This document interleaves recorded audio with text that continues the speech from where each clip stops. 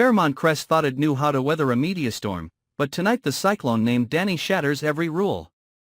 One shake of her head before the first shutter, and the velvet curtain slams down. The hero jacket hides a microchip, the lighting grid and floor have been swapped, and Andre shows up with a strange bruise like a warning. From the moment Dani cancels the shoot, social media erupts with #LetAndreWork, sponsors stir with compensation demands, and a barrage of questions pierces the Dupree family's heart. Is this a dirty play by a rival or a counter-strike from inside the house? While Carlton fights to anchor the contract at any cost, Dani chooses the hardest path, staging a decoy shoot to rip off the puppet master's mask. The result opens an even deeper abyss.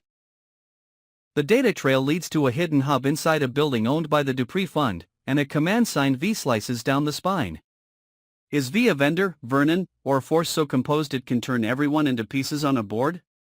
In this episode, we'll follow the trail from the chip to the murky invoices, from Andre's bruise to the perfectly timed maintenance, and place Dani before a brutal choice: save the image or save the truth. Who's running the game? Why is Andre silent? And does Dani have the strength to break the structure called V when every punch might ricochet back at her? Don't blink, the answers begin now. The storm began the moment Dani shattered the cruise rhythm with a single, icy shake of her head as the countdown ticked toward the first frame. No one had time to grasp what was happening when she lunged for the hero code in the concept, flipped the inner seam, and froze at a detail as thin as a dragonfly wing yet heavy enough to tip the entire game. A microchip buried beneath the anti-static fabric, its solder points almost invisible unless the light hit at the exact angle. The chill running down her spine wasn't only the fear that the Dupree family's secrets might be exposed, it was the sense that everything had been staged in advance, as if someone knew exactly when, where, and with what gaze she would inspect the garment. When Dani called everything to a halt, Carlton's protest sliced the air like a blade.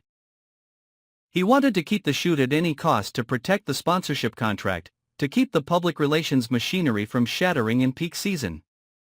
But in Dani's steely eyes there was no room for numbers, contracts, or quarterly growth promises. There was only a fury pulsing with the feel of betrayal and a bare, uncompromising instinct that if she let the shoot proceed, Andre, the Dupree family, and she herself would walk straight into a trap built in advance out of technology, money, and deliberate negligence. Andre sat at the edge of the set, cold light catching on his cheekbones, a strange bruise revealed beneath his wrist as he changed a styling bracelet. Dani saw it, and every suspicion gained weight. The bruise didn't fade like a normal impact, the edges were faint with pooled blood centered in one area, calling to mind a blow from an air-propelled weapon or some force-controlled soft round. The idea that Andre might have been coerced along a predetermined schedule made Dani feel as though she had stepped past Fairmont Crest's safe boundary into the gray zone where power blurs into crime. Refusing the shoot meant accepting the public's harsh judgment, accepting the shrapnel of the #LetAndreWork sweeping social media, accepting becoming the favored target of anonymous accounts waiting for one misstep to attack the reputation of a woman who dared to say no at the last minute. But letting the shoot go on would turn her into a doorway flung wide for someone to surge into the Dupree information nervous system with a glittering lure. A perfect concept, a perfect contract, a perfect trust. As the tech team dismantled the set, Dani began her own crosscheck. The lighting rig numbers didn't match the original lot, the stage floor had a brand new acoustic underlay whose serial didn't match the contract, a temporary Wi-Fi transmitter had been tucked under floor panel 3 instead of its usual spot in the left corner.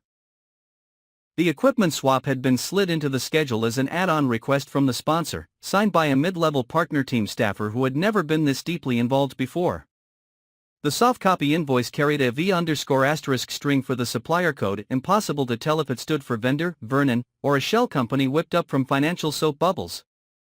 Every trail led to half-answers, dangling letters, and digital paths that looked sharp only to reveal themselves as sleight of hand.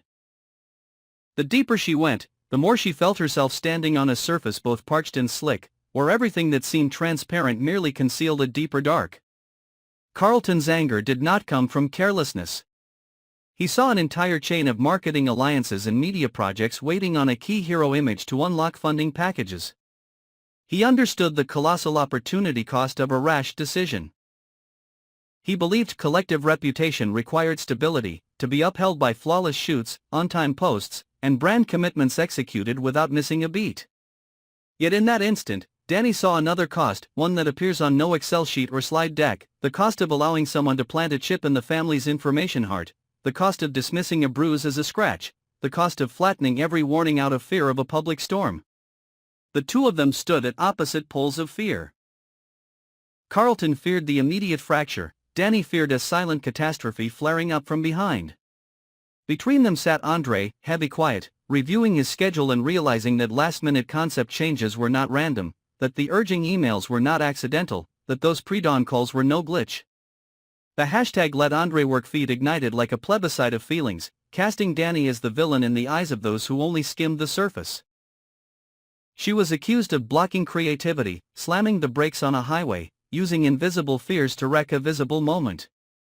But just then, the internal surveillance report she'd requested found hallway cameras capturing two figures wheeling equipment crates onto the set at dawn, the same shoe prints seen at an event months earlier when the audio backdrop failed catastrophically. Faces were unclear, but the gate was familiar enough to spark whispering backstage. Leslie and Shanice were named. Suspicion, once it's breathed upon, swells like a hollow balloon, ready to burst at the lightest touch. Dani hated that. She hated the way women who had labored for years in the ecosystem were suddenly thrust into a ring of doubt over a few blurry frames. But she also knew that in a world of technology and financial interests, justice is rarely gentle. It demands the cold of evidence, the ruthless caution of cross-checks, and the willingness to cut even when the scar tears the organization.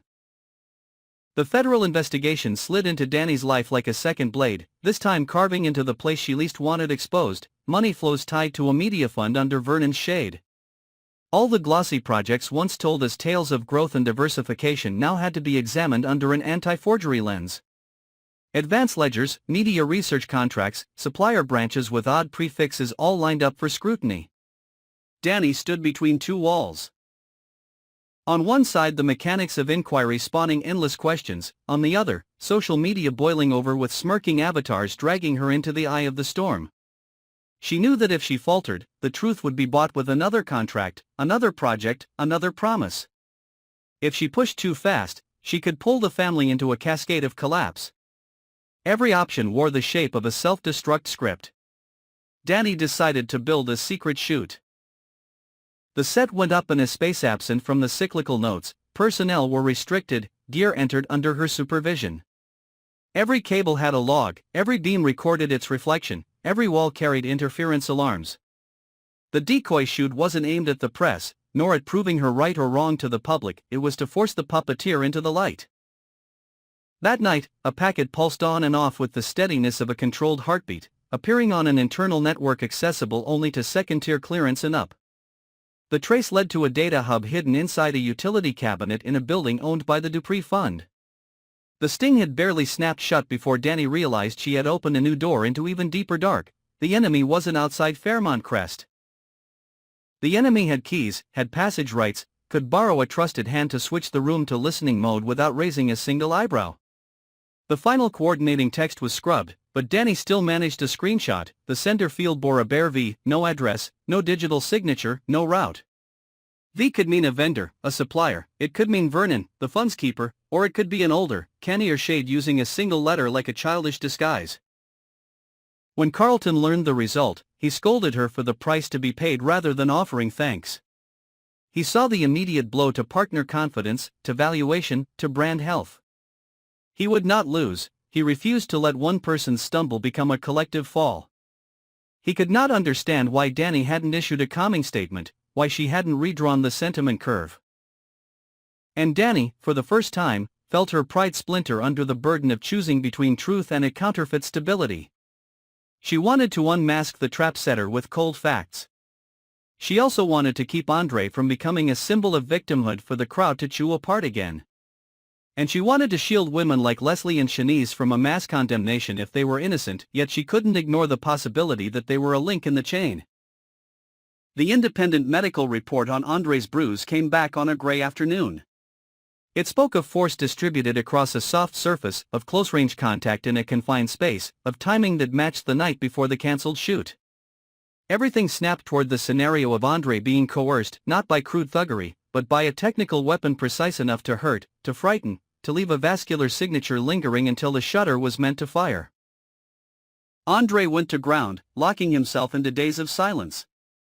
Pride wounded by being treated like a puppet wired with a transmitter, disgust at his body turned into a channel for surveillance, shame at being caught between attack and defense without knowing whether his defender truly believed him.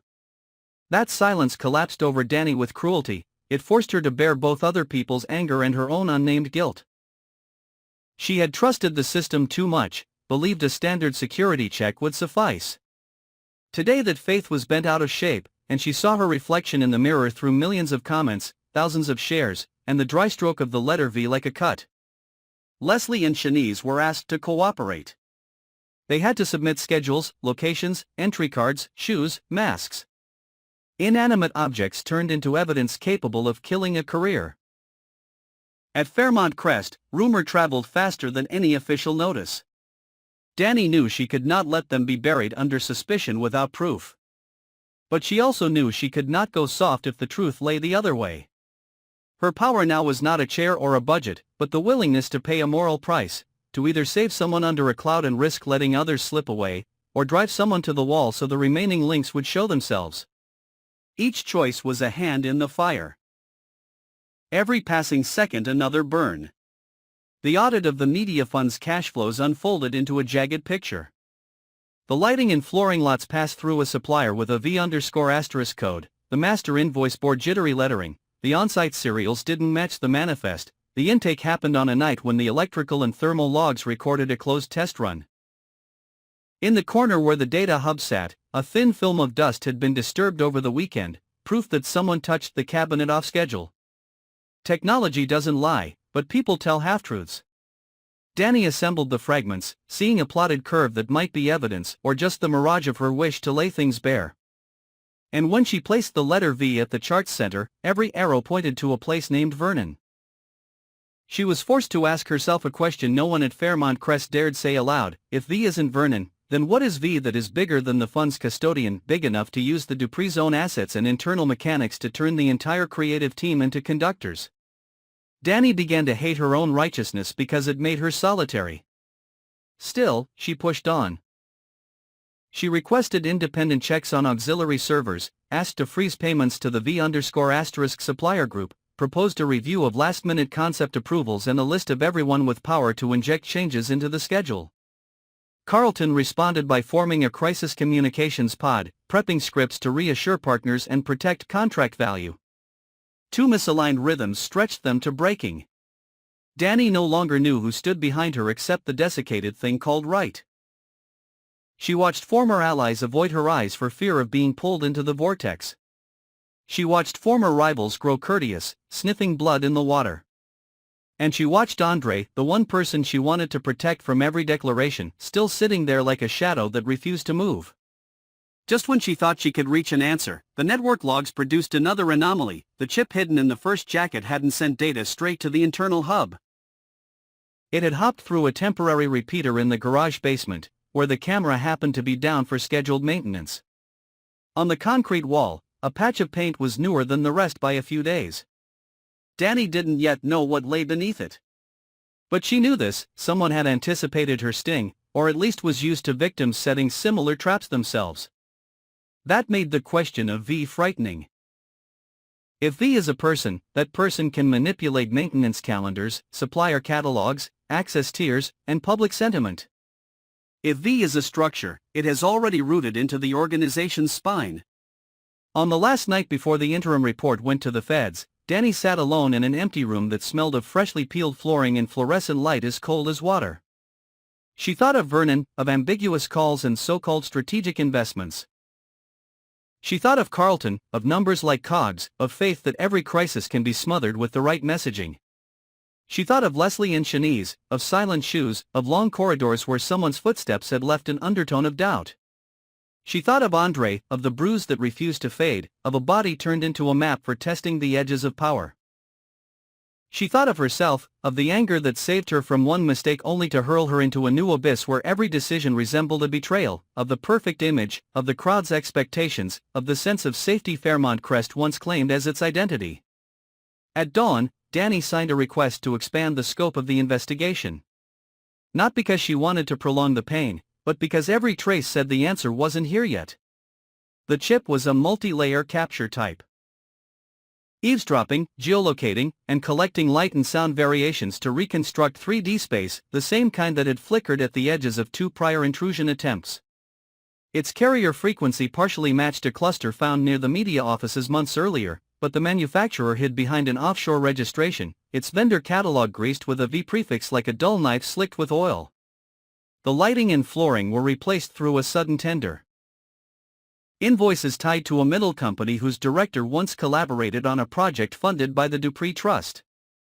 Internal cameras showed silhouettes hauling crates at dawn, and the fingerprint panel had a faint match to a former crew member. The last-minute concept shift linked to a partner note, and the final set diagram differed subtly but purposefully at the repeater's placement. Power, thermal, and network logs all confirmed a closed test run at an odd hour. The nodes were surfacing, but the line still lay underwater. In the murky space between data and feeling, Dani had to accept a hard truth: this war was no longer about a ruined photoshoot, but a battlefield of information control, where every shutter click, every wash of light, every footfall can be turned into a data gate. Someone chose Andre knowing he was a face, a story, a public affection point soft enough that whoever captured his rhythm could touch the Dupree heart. Someone placed Dani where she had to be the public villain to be the private guardian. Someone set Carlton in a posture of protecting contracts to the point of eroding internal trust. Someone dropped the letter V like a faint smirk, letting everyone torture themselves with costly hypotheses. And when the interim report closed on open conclusions, Dani understood her anger had to travel beyond impulsive choices. She had to convert it into procedure, discipline, and unrelenting chain of tests. She had to review her allies and choose those willing to weather the storm. She had to pull Andre from his shell not with pity but with agency, his right to choose his position in this contest of capture and countercapture. She had to force Carlton to look straight at the reality that brand value cannot exist if the information heart is hollowed out. She had to demand from Vernon, or whoever lurks behind V, a verifiable answer. Failing that, she would write the answer herself, one trace, one serial, one signal log, one fresh paint patch at a time. Because if truth won't be granted, it must be measured, constructed, and rebuilt. In the end, the question still hung like a ceiling slung too low: is V a person or a structure? Was the garage repeater placed by an insider or a borrowed badge? Is the bruise on Andre's wrist a first warning or a promise of a controlled campaign of violence? Are Leslie and Shanice a link or the next victims of a borrowed knife? Is Vernon's media fund a roof or a mask? And is Dani herself being nudged step by step toward the line where she must choose between saving one body or saving a nervous system? If the sting dragged up a data hub from a building owned by the Dupree Fund, how long has the true enemy lived inside the organization, and who opened the door? If everything is kept quiet in exchange for a perfect shoot, will the price be a day when, at the brightest switch on, all the Dupree secrets flare at once with no kill switch left for those trying to salvage their honor? And if, at the very bottom, V is not a name but a habit, a mindset, a structure of trade-offs, does Dani still have the strength to break it when every punch will land on a wall she helped to build?